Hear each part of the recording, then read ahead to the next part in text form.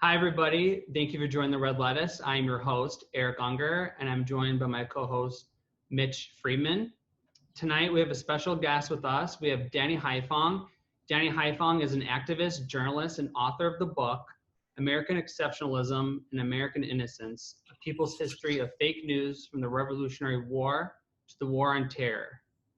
Thank you for joining us, Danny, and please let our viewers know where they can find your work. Of course. Thank you so much for having me. My work can be found at www.blackagendareport.com. I publish a weekly column there. You can also find a lot of my work on another publication, the American Herald Tribune. You can also find me on social media. At Spirit of Ho is my Twitter handle. That's Spirit of HO. And you can follow me on Facebook as well. Just search my name. But you can find my work there, and you can go to Skyhorse Publishing and find the title of the book as well. Great, yeah. The Black Agenda Report you write for is a really great resource as well. Highly recommend anyone that's watching to go find your work on there.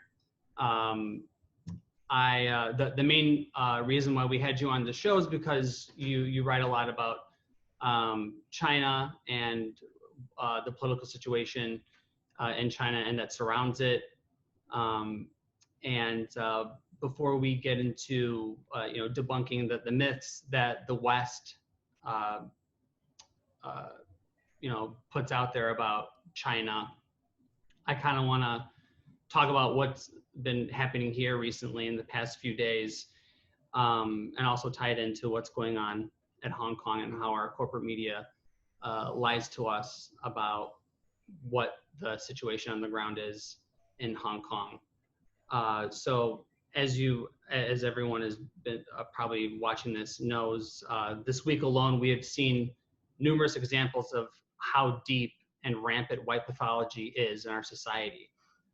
With the lynching of George Floyd in the street by killer cops who Amy Klobuchar refused to prosecute, and Amy Cooper in a New York park calling the cops trying to get a black man lynched for asking her to follow the rules. Recently, far-right AstroTurf campaigns of anti-lockdown protesters took to the streets with guns, yet none of them were killed compared to what we are seeing in the States, where rebellions are taking place, calling for justice for what was done to George Floyd, and how our pathological racist capitalist system systematically kills black people. Yet the corporate media outlets like the New York Times express double standards when it comes to what's happening here versus in Hong Kong. So Danny, what are your thoughts on the recent events that are unfolding here in the US, and why does the corporate media apply these double standards in places like Hong Kong? Wow, that's a really great question. Well, my initial thoughts are that the powder keg of white supremacy, imperialism, capitalism, the way that the US handled the COVID-19 pandemic, exactly what you said about the white armed gunmen, so-called protesters, screaming to open up the local economies of places like Michigan. All of this shows that there is always under the surface the complete dominance of white supremacy and the narrative of American exceptionalism, but also of the larger interests of this capitalist elite. What we saw with the pandemic, how a disproportionate number of Black people were basically left to die, to catch this contagion, and then also contend with the larger contagion of white supremacy and of the police state. That has been something that Black people have been dying of for centuries. And when George Floyd was murdered and the rebellion began in Minneapolis, it was clear that all of these conditions together, plus the utter misery that this capitalist system has also imposed on Black workers in particular, but the working class as a whole, as everyone who is not a property owner, who does not own capital at this point in the United States, is either on the verge of or living in precarity. that all these conditions together made it possible for this rebellion to occur in a period where I am sure the tens of thousands of people who are on the streets, I see a lot of them with masks, they are also worried about catching this virus, but they are also sick and tired of feeling the threat and experiencing the threat of premature death and murder at the hands of this racist police state. So, my initial thoughts also was it's a tale of two protests, right?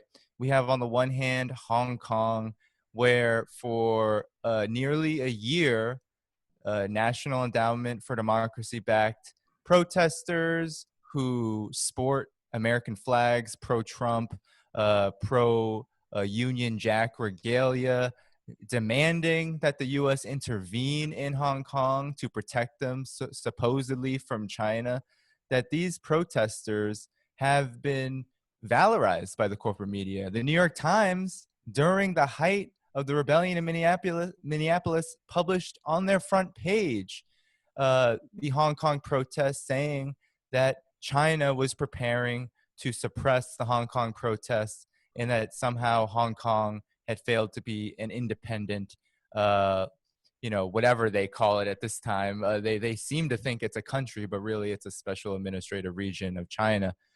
But nonetheless, what is so just incredibly sickening is how when Black people are murdered, when they're incarcerated, when they're attacked by this racist state, by this white supremacist state, the corporate media doesn't really care about that. Actually, what it cares more about is saving face, saving this American exceptionalist image. So it calls the protesters violent, chaotic.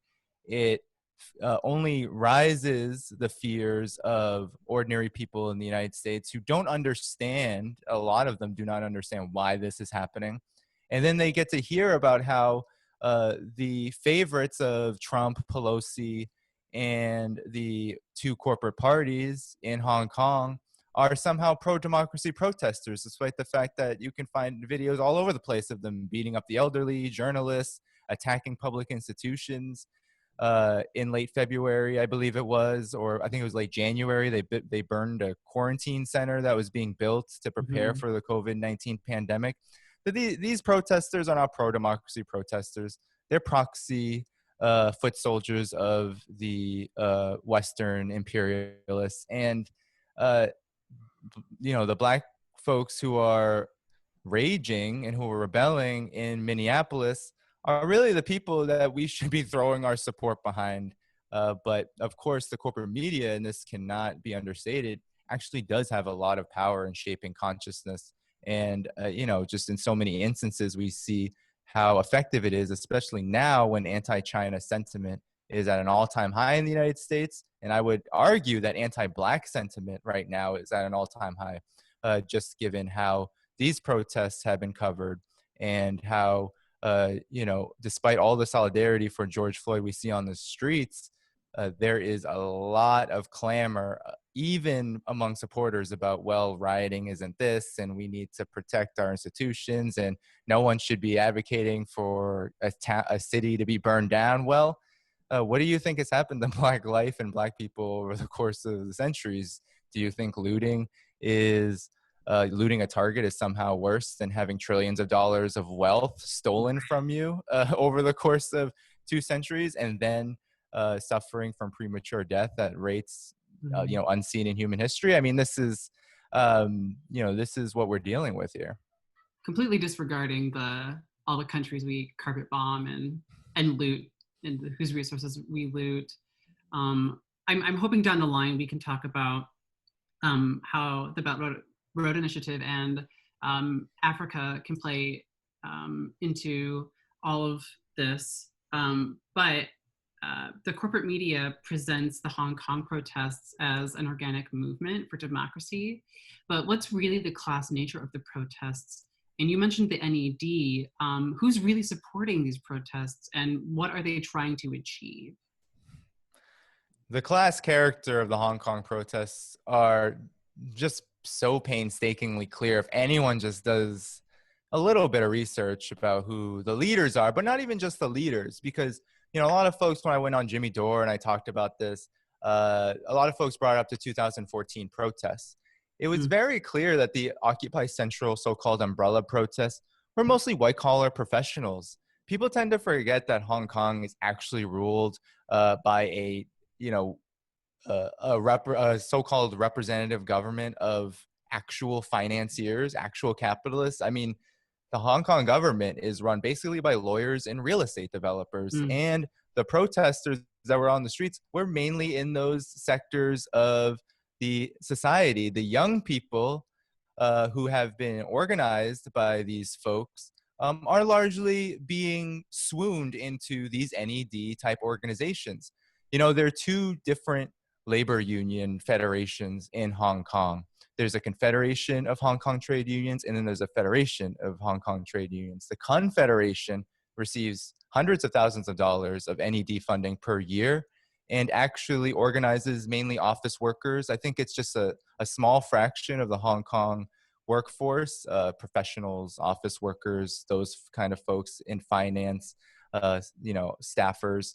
And then you have the Federation of Trade Unions, which led a rebellion in 1967 against British colonialism and has not supported the Hong Kong protests. Actually, it comprises of mainly industrial workers and workers who represent the poorest sections of the working class. And so the class character of the protests is just outright bourgeois, if we want to use Marxist language, Right. But it comprises mainly of the rich and children who are being young people, youth, from teenagers all the way up until young adulthood, who are being spoon-fed a narrative that the US and the UK and the Western powers and Washington-backed organizations like Demosistos, which is Joshua Wong's organization, that these organizations represent their best interests for a better life. Blame China. It's all about how China has economically surpassed Hong Kong in so many ways. And Hong Kong, since the British left them high and dry, they have actually turned into a just neoliberal disaster. And all of these finance capitalists have decided that it is within their economic interests to align with the geopolitical goals of the United States. That Martin Lee, Jimmy Lai, all of these folks are connected to the highest echelons of the US government. Mike Pompeo, Donald Trump, these folks beg them on the daily for the kind of support that they're receiving right now. And if we remember who Jimmy Lai is, he is a media mogul compared to Rupert Murdoch. He's called the Rupert Murdoch of Asia. He owns a huge corporation worth billions of dollars that sponsors this racist tabloid called Apple Daily, which in 2012 compared pregnant Chinese women to locusts invading Hong Kong. I mean, this is the absolute bankruptcy of who these protesters are being led by. But on the other hand, this is what is so important, is because some people might say, well, they're being misled or whatnot. And that may be true for some. But at the same time, the material conditions on the ground are very clear. There is no economic program that the Hong Kong protesters are demanding. The only thing they're demanding right now, especially since they won their earliest demand just a week after they started to terrorize the streets in Hong Kong in June of 2019, they won their initial demand, which was to smash and get rid of an extradition law, which is arguably just a very reasonable international treaty that would have allowed criminals who have murdered people who flee to Hong Kong to have to actually go back to the same country that they live in, China, be extradited to wherever they were, Taiwan, Macau, mainland China, and face the consequences from that government rather than be allowed to run free in Hong Kong. I mean, that was the initial demand, because there was all this propaganda, all this hysteria about, oh, we're not going to be autonomous, we're not going to have our independent judiciary. they're arguing for an independent judiciary, which is actually just a relic of British colonialism. Yeah. It actually just protects the wealth of these financiers, and it allows real criminals.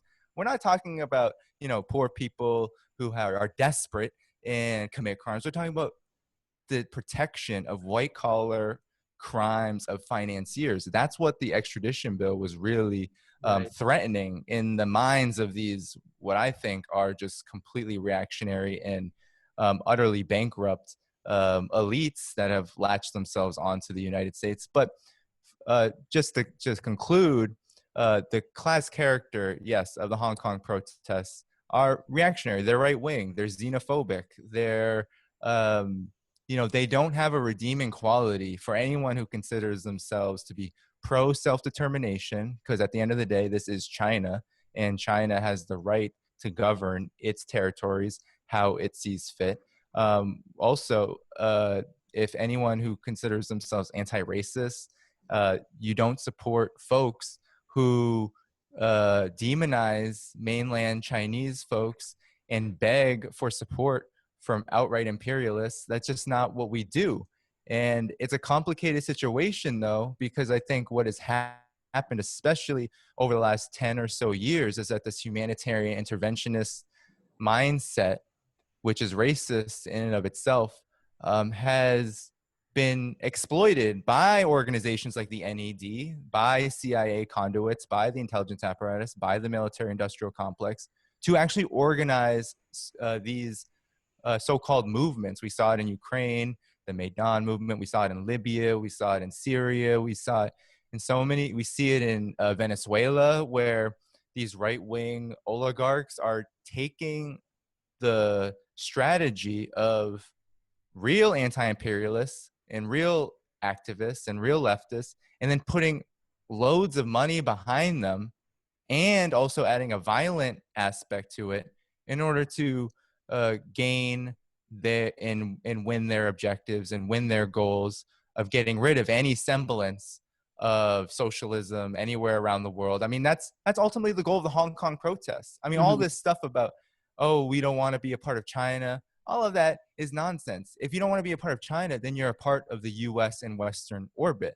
I highly doubt, actually, it's pretty easy to prove, given that all of the workers, the cab drivers, the low-wage workers in Hong Kong who were either protesting in favor of, staying as part of China, or were just trying to flee from being attacked by these right-wingers. We know that this is not a popular movement. This is a movement of a particular class that's in rebellion. And we've seen this so many other places about the ruling class, the elites, and their compradors, wherever they are in motion. This is part of what it means to have a counterinsurgency system right now. I mean, imperialism is in a counterinsurgency warfare situation where every alternative that exists around the world to its economic and political development is a threat and must be destroyed, and by any means necessary.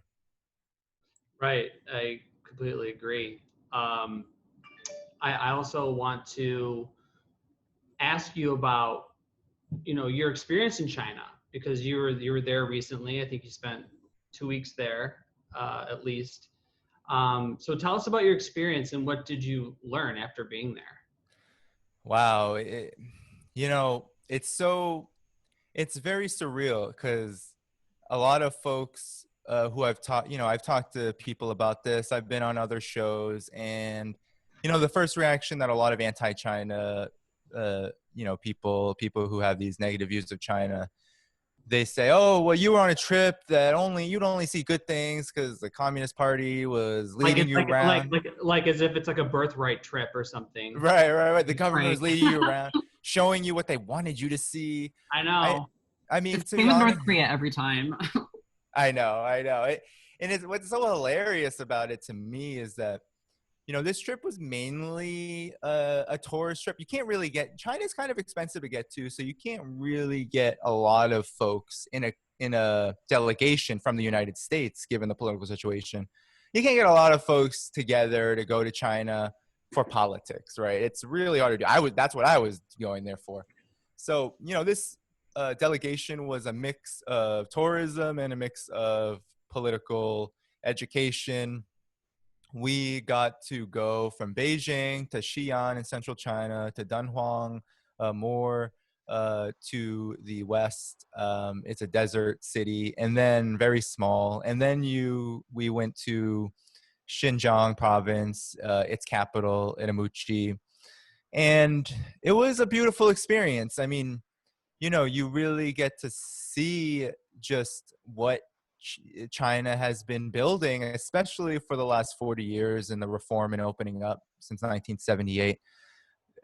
But when you talk to people, when you also, we talked to the Beijing Friendship Association, so we got a sense of sort of how local governance is talking about these issues, talking about foreign policy and domestic policy. We got to meet with Chinese Academy of Social Sciences professor and academic, and we really just got to travel, lay the scene. We had someone who spoke the language who could help translate.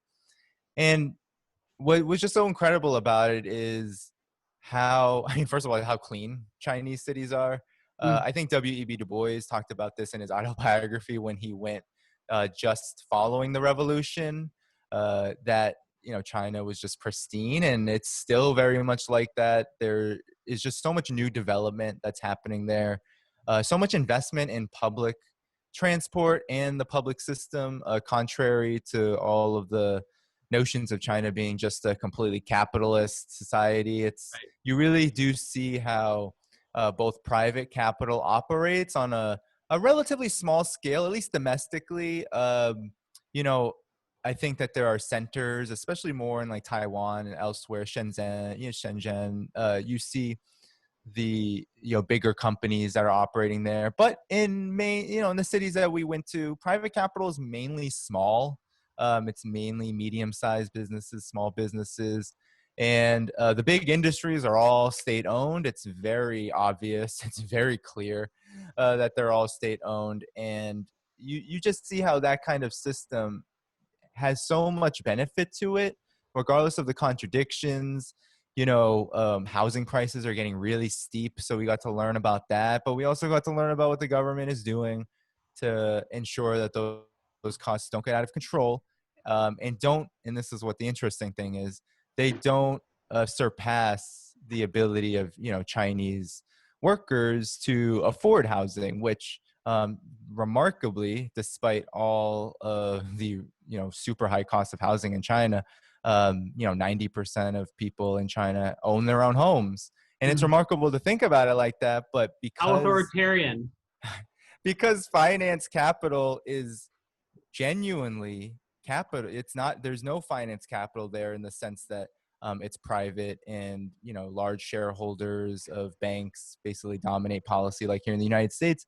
In China, all banks for the most part are state owned. I think only a very small share are private, and they're very heavily controlled, and oftentimes have to go elsewhere in order to do their speculation. They can't speculate inside of the country. And that has led to the ability to actually invest money in places where you need development. Like, you really do see, as we were moving across the country in these wonderful bullet trains, you see all the development in the rural areas. You see how there is this real effort to squash poverty in the cities, especially. I mean, this is just something that a lot of people probably don't know. In the cities, poverty is considered basically eradicated.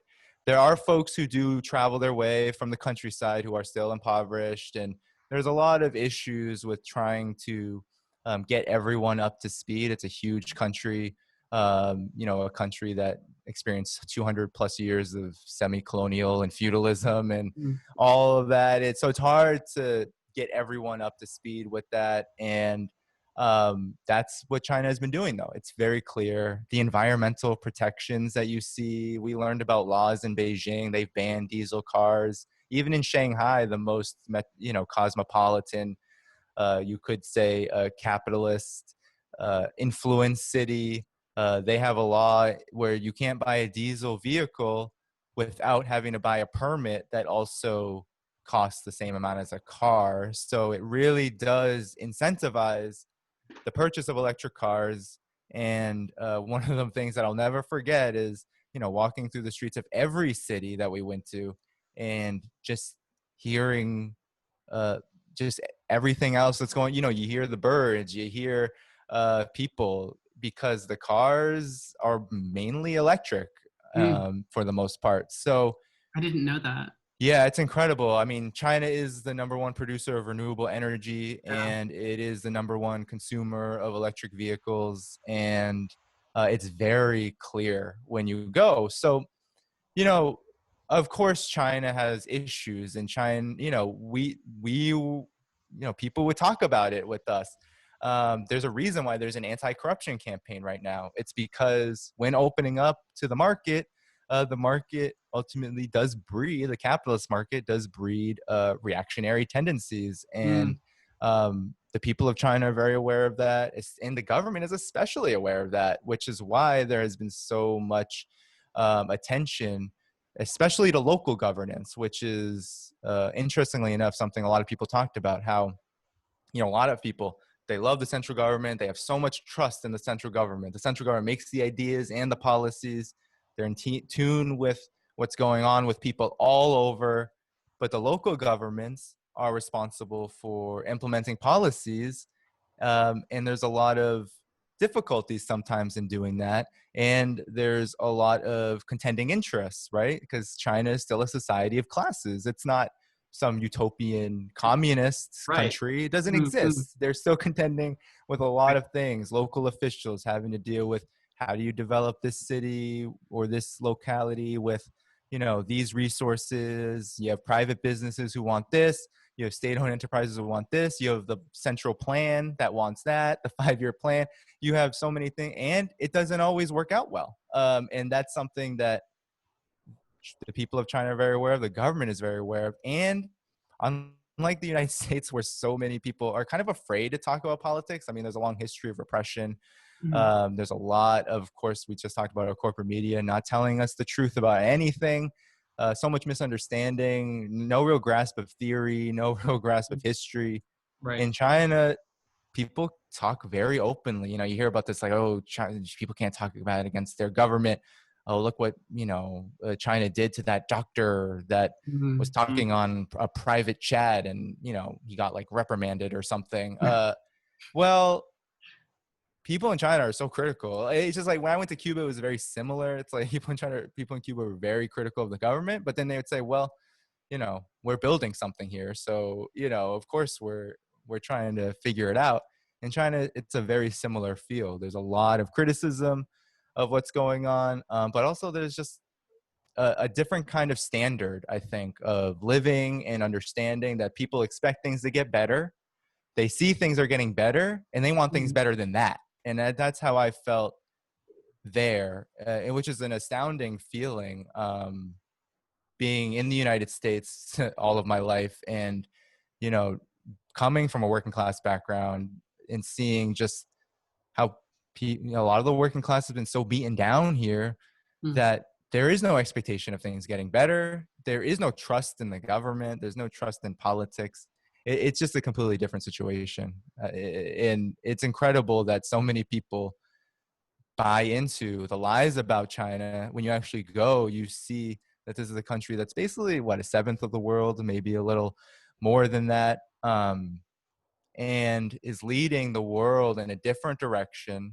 And however imperfect, is charting a course that honestly can't be stopped short of a nuclear war. So I think people should stop complaining about it, to be honest. Right, right. People in China are going to chart their course, their pathway of development, their foreign and domestic policy, socialism with Chinese characteristics. That's just happening. So unless you want the US to nuke China, unless you want them to militarily terrorize China, Right.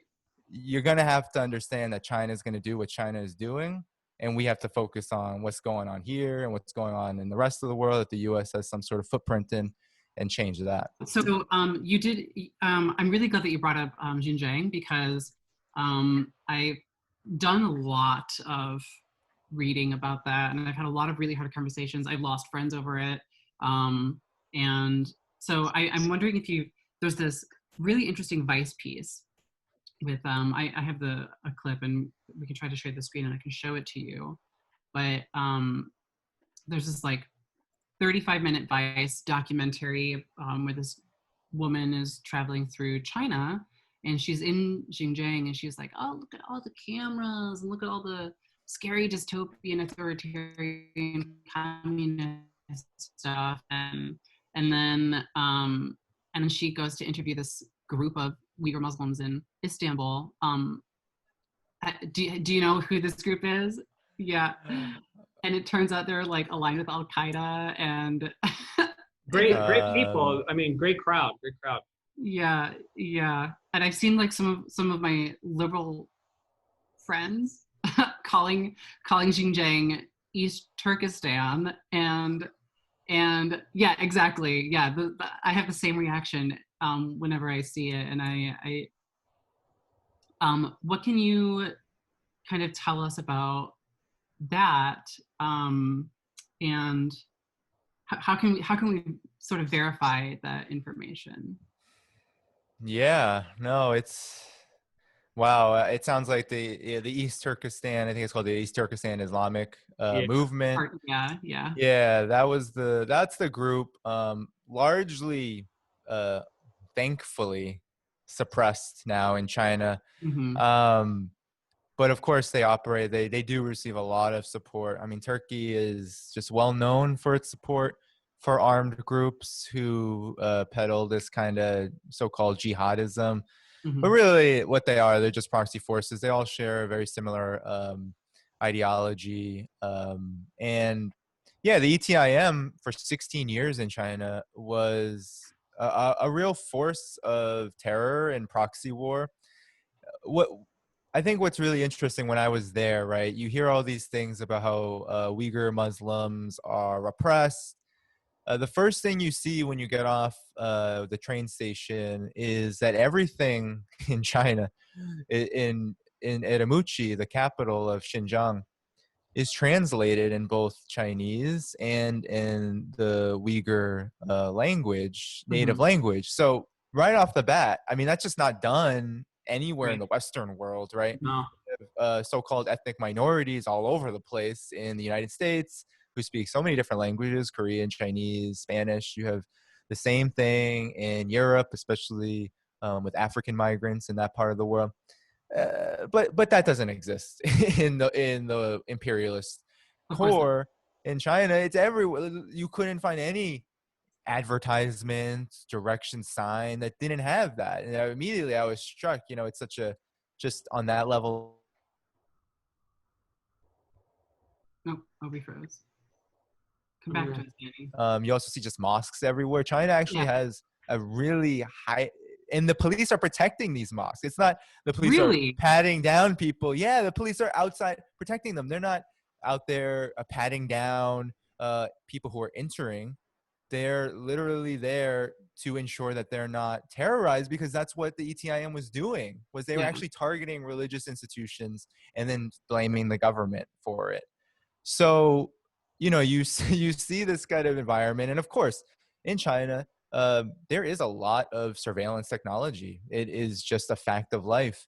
And then what I like to just tell people is, well, what do you expect from a country that has literally been under siege since before 1949? I mean, it did go through 20 plus years of brutal civil war, where so many millions of people were killed by Japanese invasion, by nationalists who collaborated with foreign governments like Japan and the US. Right. But then you talk about post 1949, and the US threatens to use nuclear weapons during the Korean War on China, and diplomatically isolated, militarily encircled. I mean, we're talking about a situation where China is still being attacked all the time by domestic. There's still people in China who operate to try to undermine the government, undermine the system in China, and they still collaborate with outside forces. There was recently, over the last few years, revelations that the CIA had been committing cyber terrorism and hacking on firms for 11 straight years of just documentation of CIA terrorism. So, Wow. of course, you have surveillance in a society that is trying to protect its system from the fact that you have the most powerful military and economic power looking to change your system. I mean, that should be a given. But at the same time, regardless of, and people in China don't like it, they don't want it. They don't like when it oversteps boundaries. But at the same time, there is a different political culture there, not just social culture. There's a political culture there of understanding necessity and understanding the difference between surveillance to oppress your interests. Life is getting better. Arguably life is getting more democratic. The anti-poverty program that is being waged there is a very interesting and very democratic process where you have officials needing to interact with the poorest people in China who have been largely unable to see the benefits of the revolution because of just the utter underdevelopment that was China just 40 years ago. But now they're being involved in this process of developing their villages, their regions of the country, which had been ravaged by just, horrific conditions, land conditions, all these things that we don't think about in the United States when, the imperialist media, the corporate media is telling us that we're the best and everything is great here and, the land of opportunity, all of this. In China, they're actually trying to build a land of opportunity for everybody.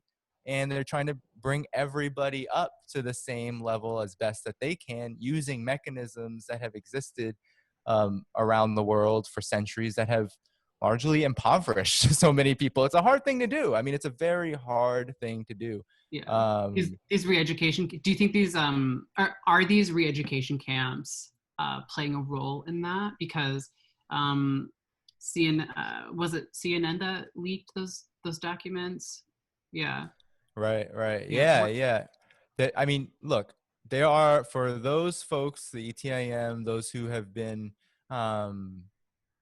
recruited, who have been attracted to an ideology, which teaches children to use guns to kill ordinary people because of some, very kind of mystical idea of freedom.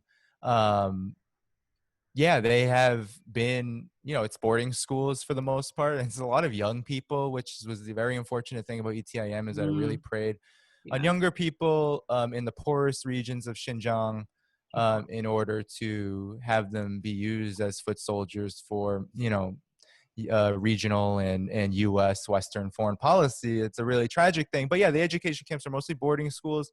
They do exist, but it's part of this entire anti-poverty program, which has mainly been comprised of, in the main, of building educational programs and jobs programs that could be seen, and I've made this argument, and since I'm on the red lettuce, I'll make this argument. It is a form of affirmative action. Actually, that's what China has had for ethnic minorities for a long time since the revolution. It's been about how do you address these inequalities left over from a system that thrived on ethnic divisions, strife, targeting certain minorities. I mean, in Tibet, everyone loves Tibet, but it was ruled by feudal landlords prior to 1956. So, we're talking about places like Xinjiang, that whole province, land poor, so many economic difficulties for people who live in that mountainous regions. And now there's policies being implemented that help build jobs for people, incomes, like real incomes for the first time, real educational opportunities. And when I was in Amuchi, it shows. It is very, even though you can kind of tell that it's not as developed as Beijing, because Beijing has had 20, 30, however many years ahead of it, but it is very close to the level of development You can tell that jobs, that local businesses, that people are being supported. Costs are low. So, there is this understanding that people need more relief in these areas, and it's largely working. People in Xinjiang and Edamutri were very positive about what is going on there, because it's the difference between living in a home that when the wind blows, it's gone, versus now you have the government supporting building new homes, giving providing technology to allow for higher productivity of your businesses, of your farming, of your agriculture. China has these hybrid seeds, which have done so much good in terms of rice and other plants and products, which have just created this large rise in income. This is why poverty is going down, because there are these economic opportunities. So yeah, the camps, it's funny. The people call them concentration camps. It's hilarious. People, when we would ask people, that's so offensive, because it is offensive. We literally have concentration camps here in America. Yeah. Where we detain children and separate them from their families. Children that are literally dying in them. Right. From like the flu and these other COVID-19, all sorts of things. We have them here. That's not what's happening in China at all. What made me realize that, though, was the BBC released like their expose documentary on the situation, and inside the camp, I remember being on the train on my way to work, just watching it, and I wanted to just like yell at my phone, because along the walls you can see the Arabic script of the Uyghur language, and then they're singing songs. And I recognized it immediately. I was like, this is not Mandarin. They're singing in Mandarin, but then they're singing in the Uyghur language, which is a Turkic language.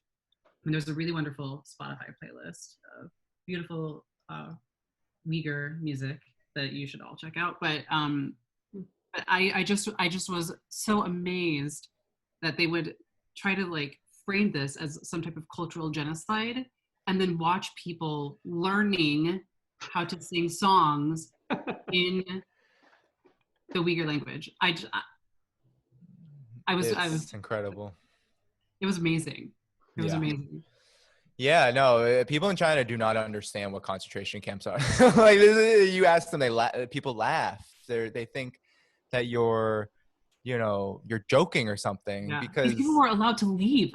They were taken home on the weekends. It's just not in the sensibilities, because one of the really interesting thing about being in Itamuchi was just one of the big contentions with socialism with Chinese characteristics, right? The idea of state planning and using market mechanisms, capitalist forces to try to develop a socialist economy, is that there actually is a lot of these kind of freedoms that people in the United States think that they have, right? People are mainly thinking about their own individual uplift now, and there's contradictions to that, but at the same time, it's hard not to when there is a prospect for higher incomes, higher wages. There's an idea that if you build up the productive forces, which includes the ability of workers to consume, that is what in Itamuchi is the huge thing. People mainly want to talk about their businesses. They mainly want to talk about their jobs, what they're doing, what they're selling, what they're producing. Like, this is the conversation that people want to have. They don't understand what concentration camp, like that's very political, and it doesn't. And for people who have been terrorized by folks who have like actually killed hundreds of people in these attacks, it doesn't register. There's this idea that we need security. We need the ability to build our economy. What's really interesting, I think, about this period of anti-China, just demagogy, Xinjiang, all the propaganda against it, it very much mirrors what's happening in Hong Kong right now. I mean, a lot of the same, the National Endowment for Democracy, big backer of the World Uyghur Congress. It's a very similar idea of there's this section of China that the US and the West wants to divide and to create chaos and instability in order to disrupt what China is doing around the world, what China is doing inside of China. And the timing, right, of especially these attacks have been happening in China for a long time, 1990, 2016, just a whole list of them that you could go on and on and on about. But the corporate media didn't really care at that time. Sometimes it would report on it, but it was very stale. It was very much, just another thing to report. But in the last few years, especially since Xi Jinping, who's considered a moderate in China, he's not even considered a leftist, which was just out of this world to me. He's considered a moderate in China. And when he proposed the Belt and Road Initiative, which you guys wanted to talk about, that's when Xinjiang became part of the conversation. And it was because the way that the anti-poverty initiative and the way that the Belt and Road Initiative has kind of merged together to focus on development in Xinjiang, not only reduced the threat of these attacks, because people are not going to be really attracted to this extreme ideology, whatever, Wahhabism, whatever it is. They're not going to be attracted to that. They're not going to be attracted to the money that those folks are doling out to, achieve their objectives. They're going to be more attracted to, bettering their lives. And that's what China is focused on. How do we better the lives of folks in this region in order to make sure that not only can we protect the integrity of the country, but also build this Belt and Road Initiative? Because guess what? Through Xinjiang province lies the rest of Central Asia and the rest of Europe, Russia. That's what's at stake here, right? Yeah. So that's why the NED and the World Uyghur Congress and all of these forces began to say 1 million people in concentration camps. And then Max Blumenthal asks, well, where'd you get that from? Western corporate media. Oh, so you got the number from Western corporate media, and then you're reporting it as if you're, but that's what's at stake. That's the larger issue here, is stopping the Belt and Road Initiative because it threatens U.S. finance capital, Western finance capital. That's the bottom line. I mean, if China is going to, get into these agreements, which are much more favorable to Central Asian countries, African countries, countries in Latin America, even countries in Europe like Greece and Italy, which are very attracted to the Belt and Road for good reason, given that, the European Union and all of its attendant financial institutions have placed those countries in just complete economic catastrophe. I mean, this is all of what the Xinjiang, it's not about Uyghurs, right? Not even the folks who are reporting about this know anything about the Uyghur Autonomous Region. And they're just looking to stoke the flames using just an age-old trick of colonial and imperial warfare, which is, we're going to try to split this country in a bunch of pieces. We're going to try to exploit a certain section of this population against the entire country and create this internal conflict, which will hopefully lead to, exactly. It's the same like kind of model. Exactly. I want to get your perspective on this issue.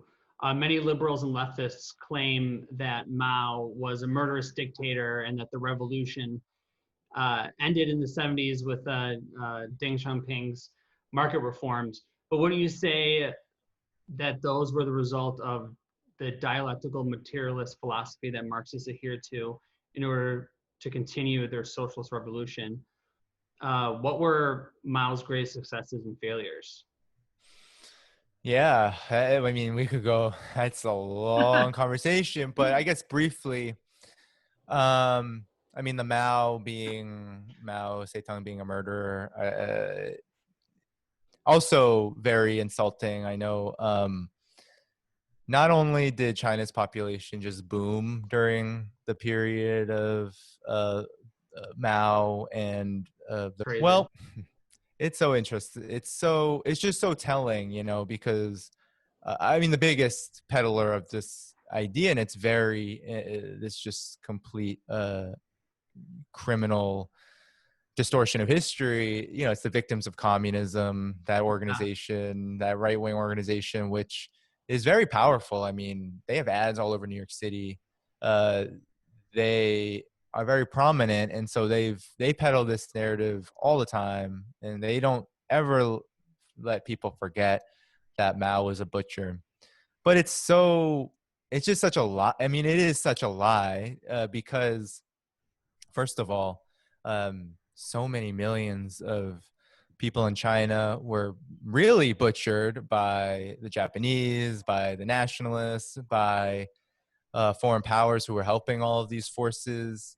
You know, China sacrificed the second most people to Russia in World War II, fighting against these fascistic forces. And it just makes those accusations so hollow when China's population did rise dramatically directly after the revolution, because lo and behold, when peasants are no longer starving, life expectancy starts to rise. What yeah, one of the things, and it rose a lot under Mao, it doubled under Mao. So you know, infant mortality went down. You know, the socialization of everything was really successful in China for that period of time. But of course, given the conditions of the society, given all of the contradictions that China had to deal with, from underdevelopment, the poverty, you know, being isolated, China was very isolated after 1949. People forget this, that the US was recognizing Taiwan as the nation of China.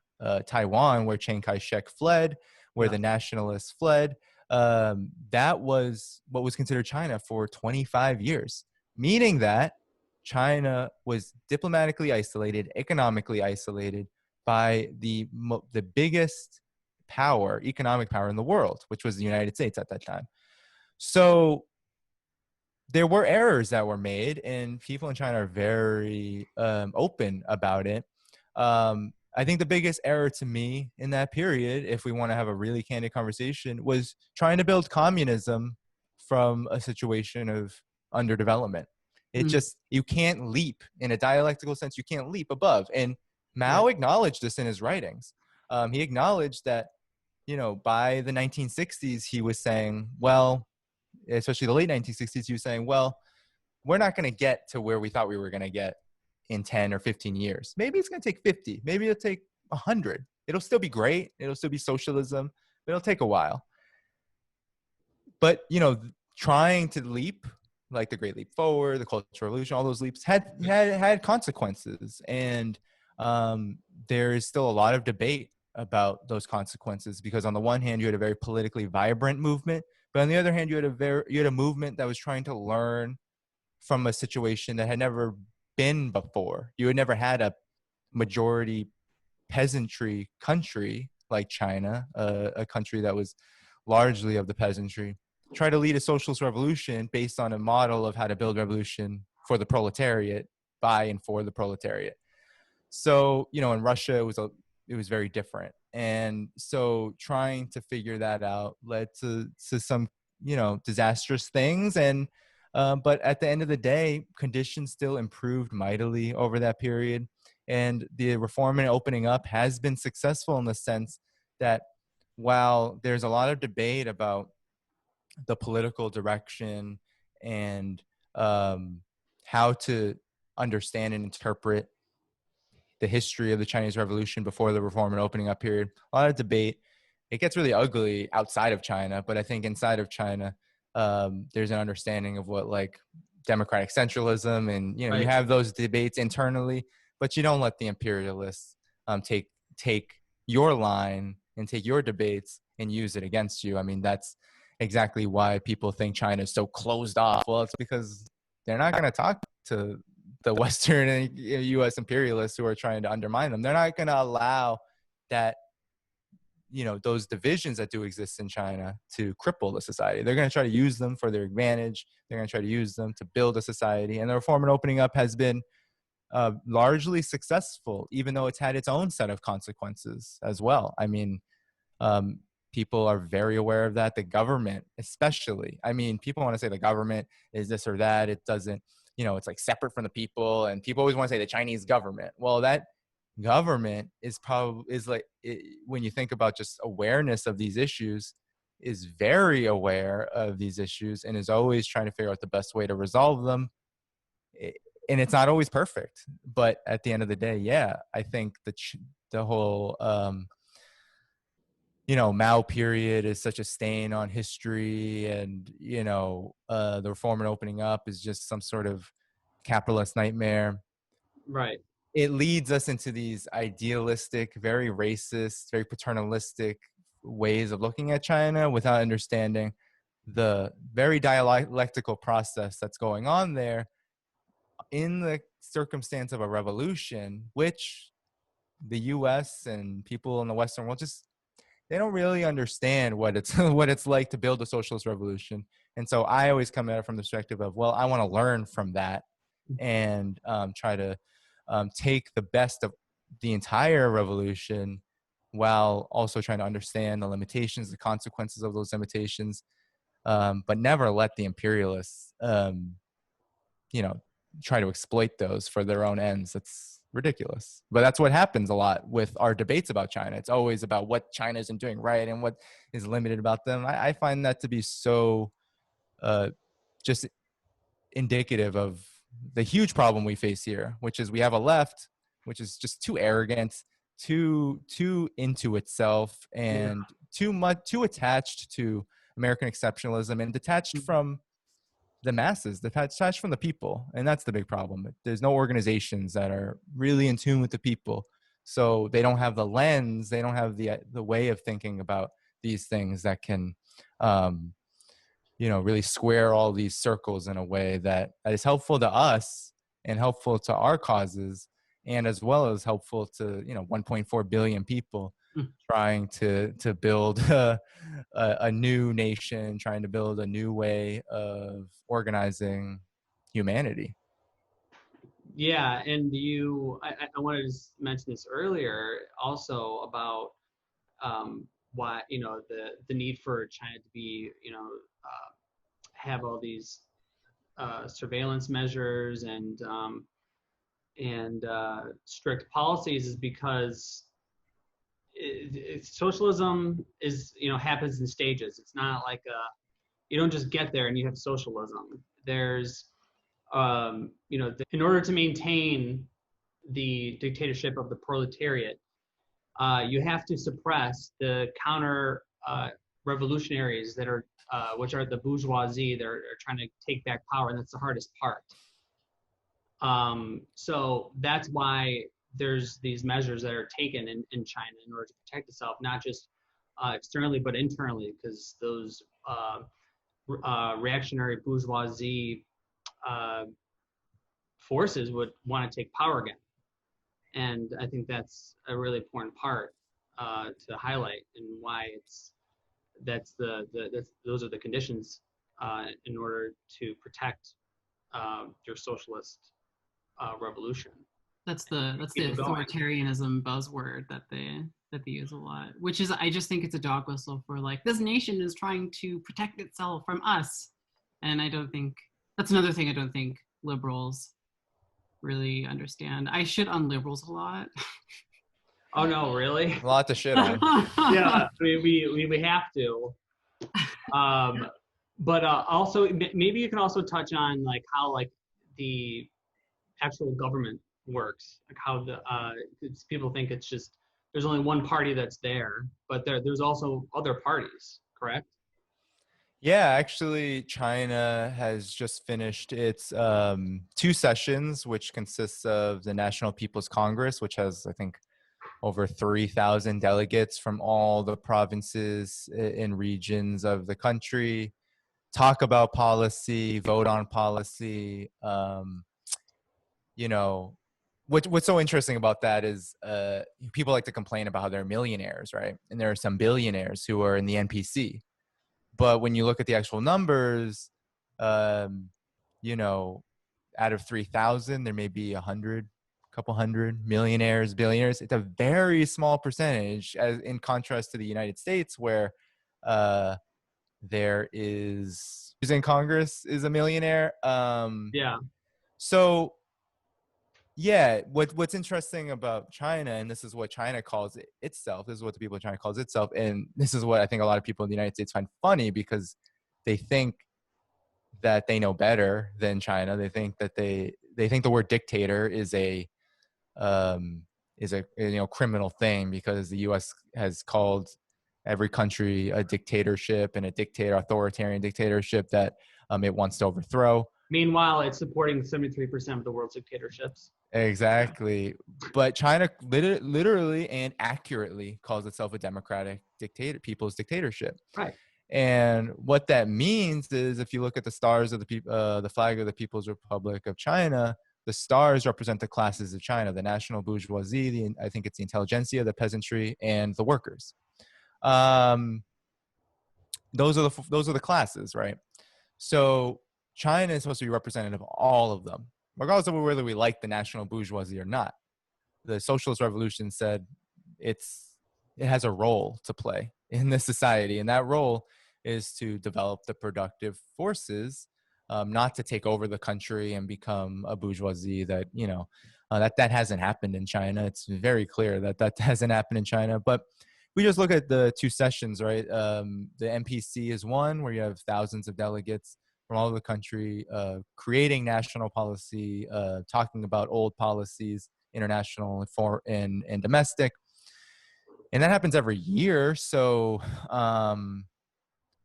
that's something, in the United States, there's never any conversation about policy, but China's doing it annually. So in the two sessions, there's the second part of the two sessions, which is the China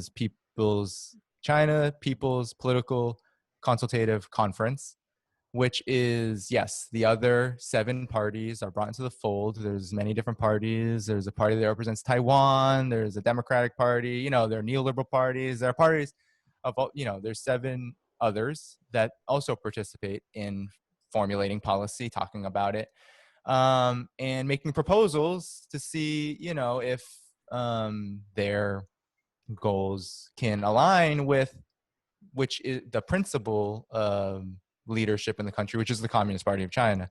So there's a lot of discussion, debate that occurs. Of course, the big thing that happened was the Hong Kong national security legislation was what splashed here in the United States, but a lot of other things were talked about. How much money do we invest in anti-poverty initiatives? I think there was hundreds of billions of yuan for that.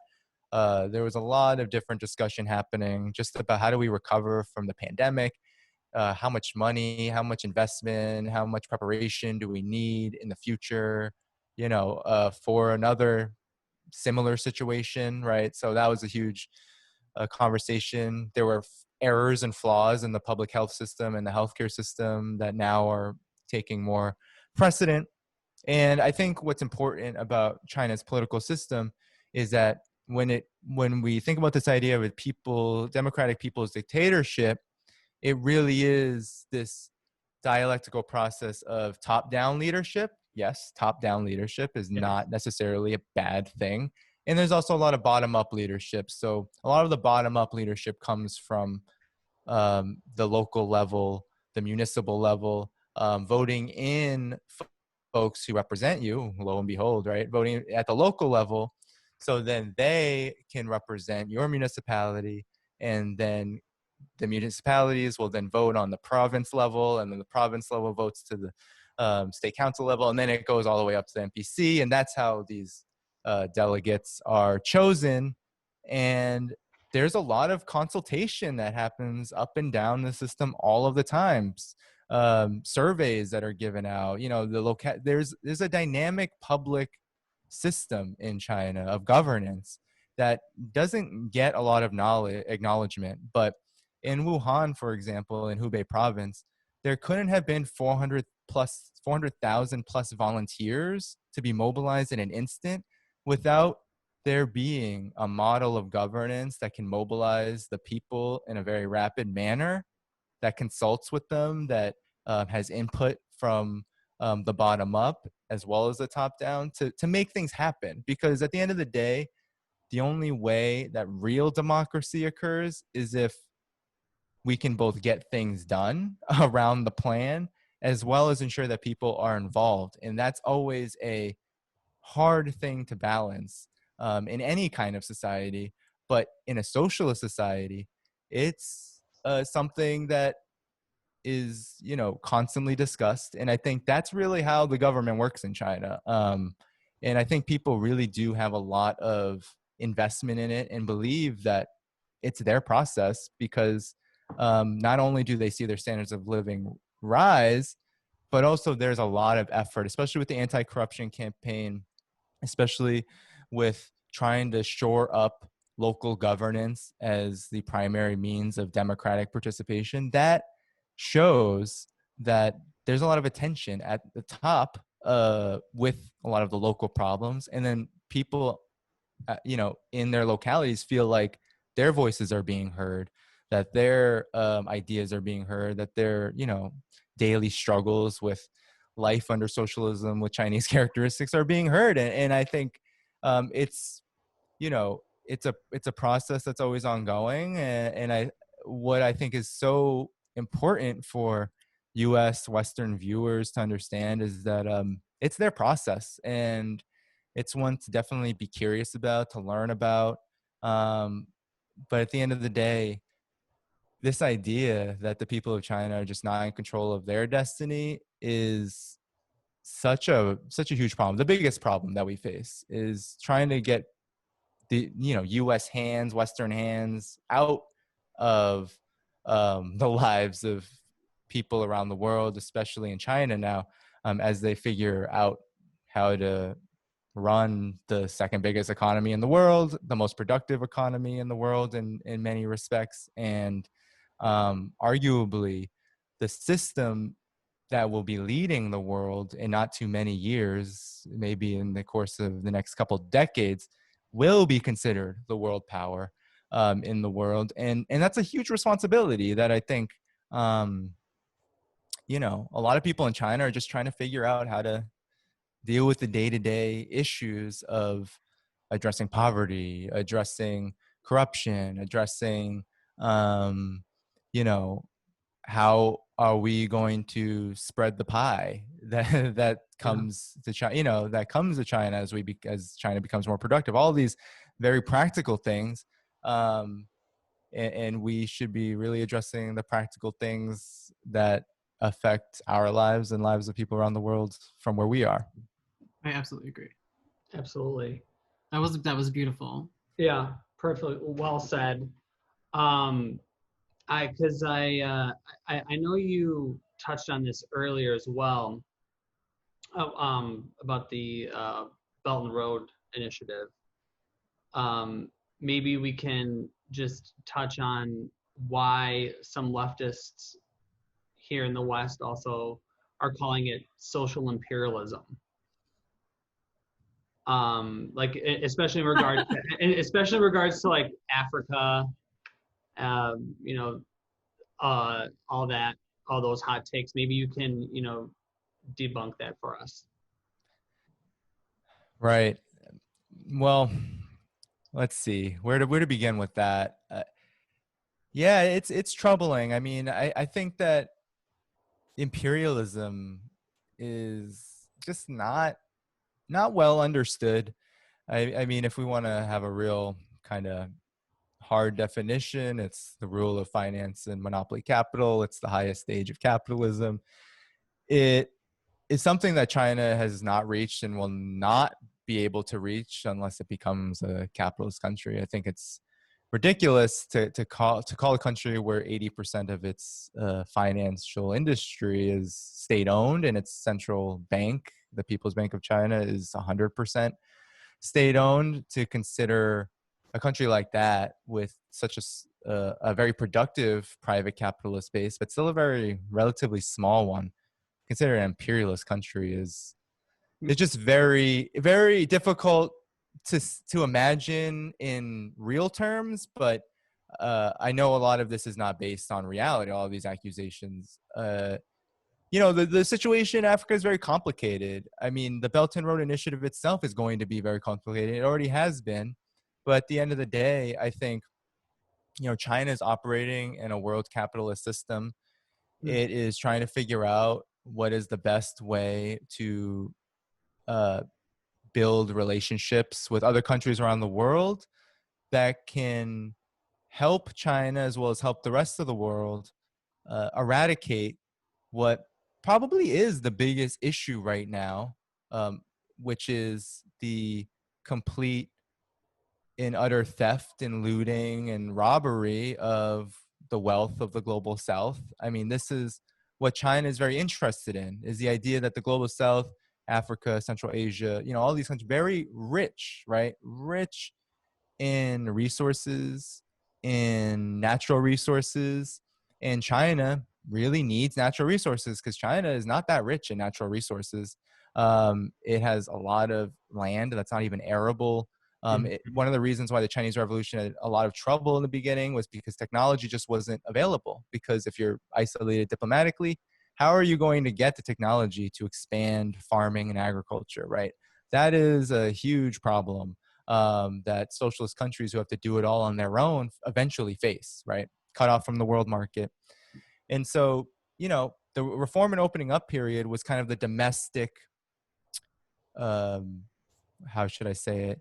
It was like the domestic jumping off point for what the Belt and Road Initiative has become, right? So China said, we're going to open up, not just the United States. People like to hype up the US-China relationship, right? It's very lucrative in a lot of ways, but probably the most important partnership that China had was with Japan, as Japan was developing its capitalist, restorative, kind of getting out of the economic depravity of post-World War II Japan. In the 60s, 70s, and 80s, Japan was very successful in building a kind of a very state-based capitalist society, right? Getting out of that, having a social welfare base, being able to keep finance under control, and really making a productive society out of all of that. And it had access to technology. So China went to Japan and was like, well, we need to learn from that, in the sense that, look, Japan has grown so much. They've been able to develop this infrastructure. We need to learn from that. And so China actually developed strong ties with Japan, strong ties with other countries in Asia, and said, okay, we need to import that kind of technology, working with the US and the West to do that. And that's what China has done, imported the technology, allowed their labor, which was already in the main very poor in global standards, to be served as the cheap labor base, using the technology to raise their conditions of living, and then spread that model around the world, which is what the Belt and Road Initiative really is. It's about, we're going to give countries in the global south the ability to have infrastructure development, technology, and then we're going to ask in return for the oil and the minerals to build the factories, the products, the means of production, so we can also develop our society. So it's considered this win-win arrangement. Of course, in a world capitalist market, it's not perfect. To consider it a debt trap is ridiculous to me, given how Western finance and U.S. finance capital has literally been creating extreme deficits on the African continent and every part of the world, based on really like underdeveloping all of that. Yes, based on completely unfair arrangements, right? Deborah Bottengam, who wrote a great book about China and Africa, she describes it in a very, of course, academic and very politically polite way. But when she describes the difference between concessional loans given by the IMF and the way China does it, it's like, yes, China does ask for something in return. But the biggest part of China's investment around the world in the Belt and Road, and in Africa especially, is not about let's levy debt on these countries. It's about, we do not care. We want something in return, but we do not care if debt is a problem. Like, we can't afford to not have this debt be paid back. But if you can't pay it back, we're not going to stop investing with you. We're not going to stop doing this. It's not contingent. Debt is not contingent on growth. China wants to see the world to grow, and it will make deals to make sure that happens. Meanwhile, concessional loans, which are considered these charity grants by the IMF, they're actually based on a lot of rubrics from the World Bank, which then, of course, neoliberalizes, privatizes those economies based on this grant money. This country has to do X, Y, and Z. Mozambique has to get rid of its healthcare, in order to get this money. Yeah. And so that's the difference, right? And so while it's not perfect, and of course, people have a lot of criticism of what China is doing in Africa. And I think its relationships with governments in Africa can be problematic because these governments are oftentimes, the product of neocolonialism or whatever it may be. But at the same time, China is seeing that as not their responsibility. So then we have this whole other conversation of, well, if you have a problem with the way the African countries are mobilized and organized, if you think Chinese relationships with these countries is problematic, well, this is a dialectical relationship, and China cannot what do you think would happen if China interfered in the political process of an African country? It would be, first of all, it would be attacked. It would lose those relationships, I think, pretty fast. But also the U.S. and the West would take advantage of that and use that for its needs. So we have this contradiction, right? That China, of course, can't be a perfect benevolent actor in a world capitalist system that is predicated on this exploitation. It often has to get into deals with governments and, but it tries on a win-win basis to basically offer what will help you build a bridge, a hospital, a stadium, an airport, a railway, which is a huge investment, especially in Africa, in places like Ethiopia. So, we'll do that. And then you'll, help us out with oil or, whatever mineral it is that we need to lead in the tech sector, especially because that's a huge thing. And it's not perfect. I mean, it can't be perfect. There are going to be issues. And, but I think we need to base our criticisms on real facts and, not, I don't believe that if we're here in the imperial core that we should be making that a part of any sort of platform, right? If we want to discuss it in our groups and our organizations, try to make sense of it, yes, I'm all for that. I think we should all have discussions about that kind of thing. But it should never be a platform of organizations. We should not be equating U.S. imperialism and China. It's ridiculous. In the imperial core, I'm wondering also, just switching gears just a little bit, what do you think those of us that live in the imperial core can learn from China, especially during the COVID-19 pandemic, which has triggered the need for a global response? And how has China demonstrated it's a leader in this effort? Also, what has China proven to be the antidote against U.S. imperialism? Well, very good questions. I think the biggest thing we can learn from China is that we really need a government that is not controlled by capitalists, finance capitalists, monopoly capitalists. This is, I think, the principal issue and the difference, right? So, there are a lot of people on the left, anarchists, libertarians, whatever it may be, who kind of shame big government and top-down arrangements or whatnot.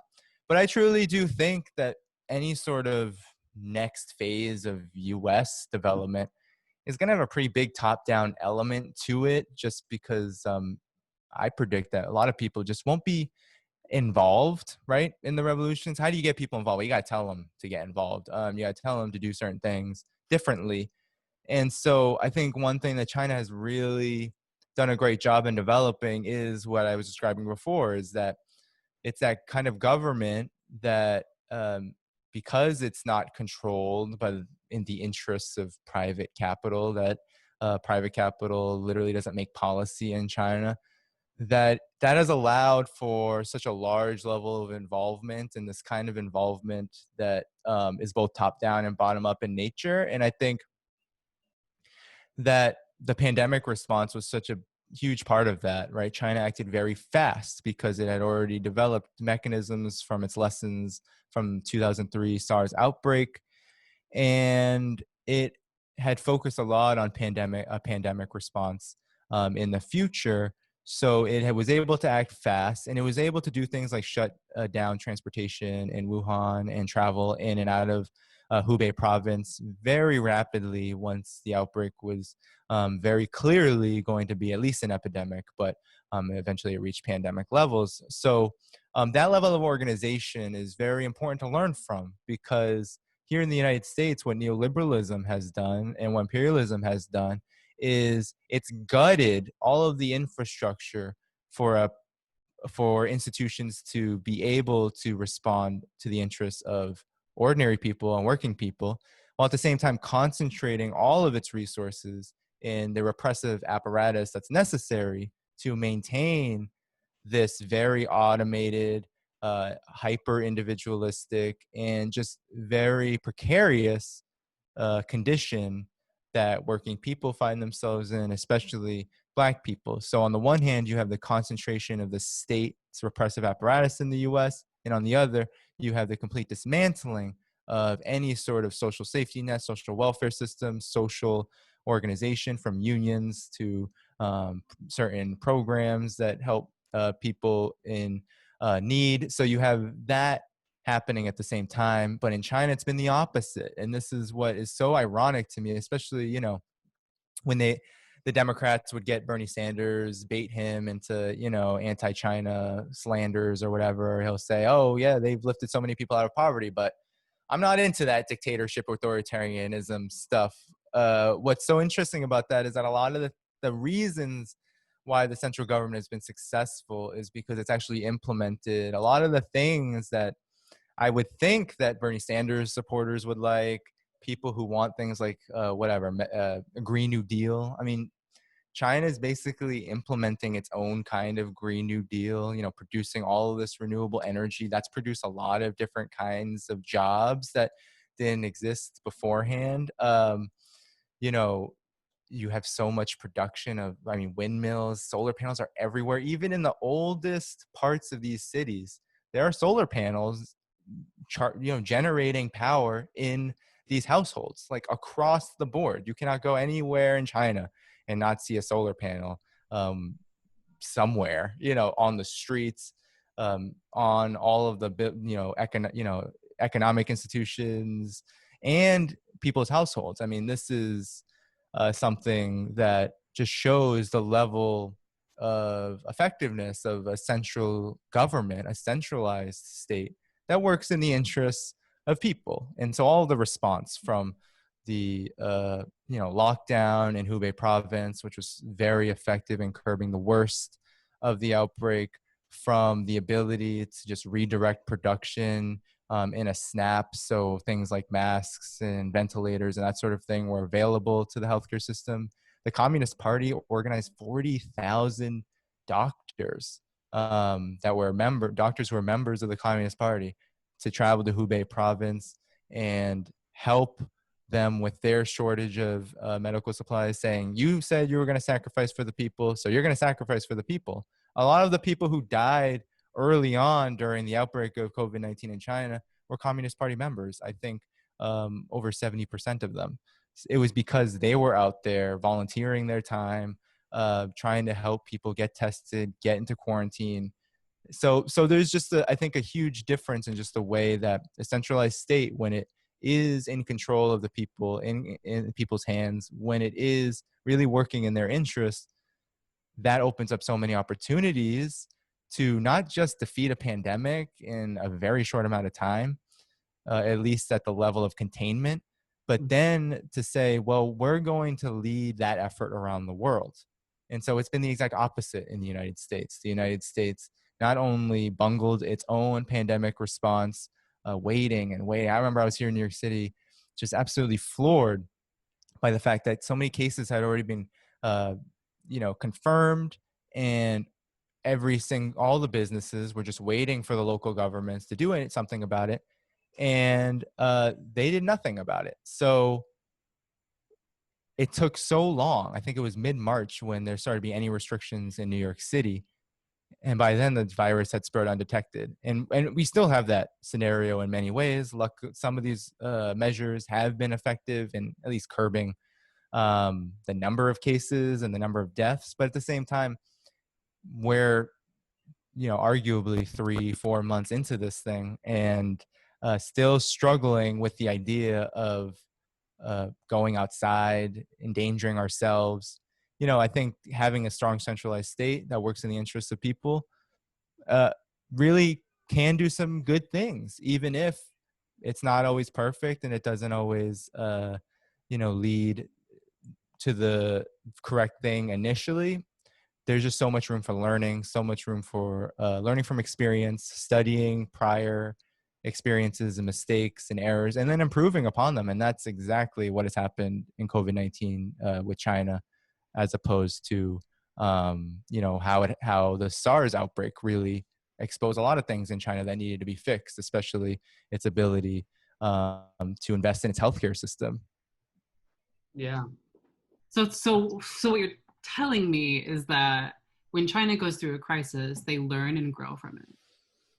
Yeah, that's that. Really I weird. mean, that's exactly what COVID-19 has demonstrated, is that and now not only are they learning from it, but now there's this element of global leadership, because the SARS outbreak showed that, yes, healthcare in China, because of the reforms and all of that, had become, something that had a lot of holes and problems still to this day. I mean, healthcare in China, there's a lot of different issues, but there's been such a level of improvement, right? Not only 95+% of people have access to health insurance, which covers all of the basics but also just in the way that the central government has invested in things like a pandemic response, like biotechnology, that's partnership with Cuba, which was so integral towards preventing the spread inside of healthcare settings, right?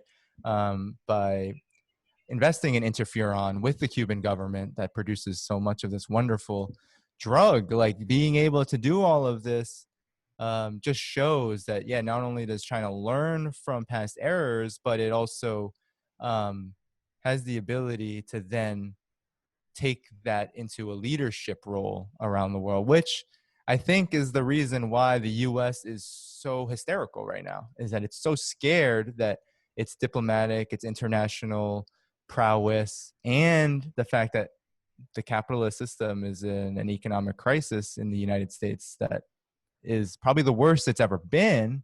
Well, you have a perfect storm of China is going to jump ahead, right? There's all these estimations. Well, China is going to be the largest economy in 2050, 2040, whatever.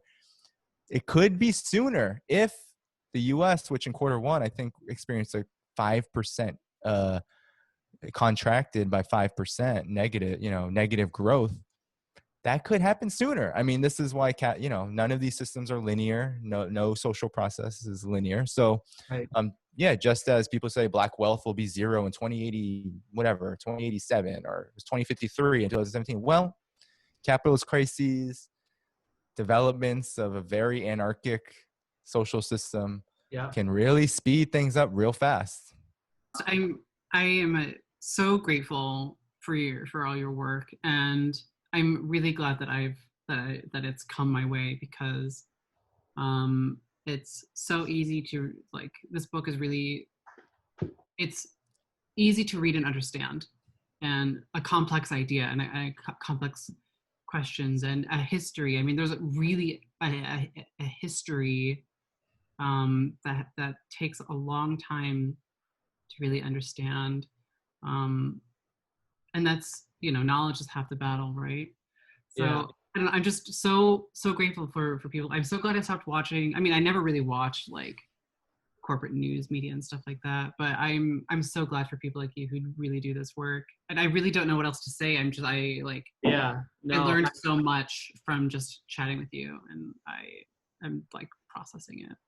Yeah. No. I was going to say it's similar thing. Your work has really been very useful and eye-opening, and we really, really appreciate you joining us. We really recommend your book to everyone out there. And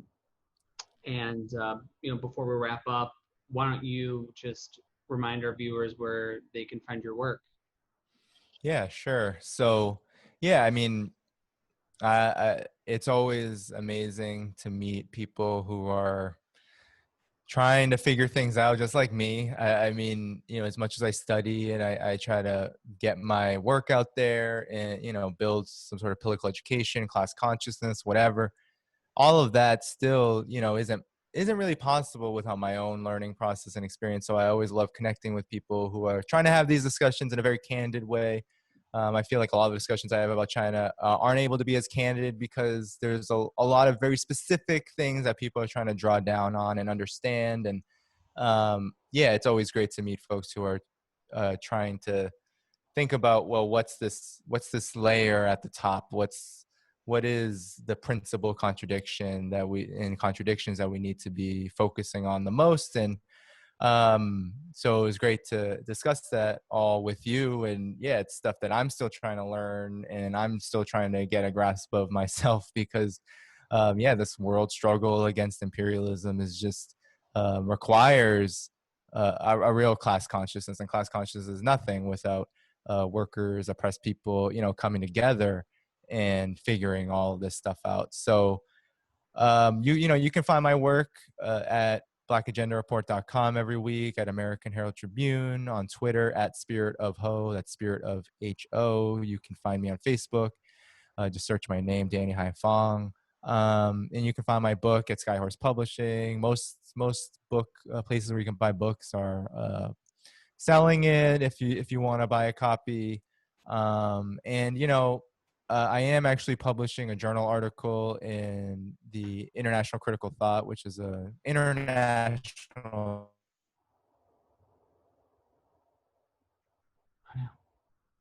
Come back. a little bit longer of a process. But yeah, so you can just find my work in all sorts of places, but definitely follow me on social media because I'll be sharing all of that. Yeah, definitely. Again, thank you so much, Jenny, for joining us on the Red Lettuce. We definitely look forward to having you again on soon. We would love to talk to you about other socialist states like Vietnam, DPRK, and really talk about that at length as well. So we really appreciate all that you're doing, and we look forward to having you on again soon. Thank you. Yes, same here. Be well.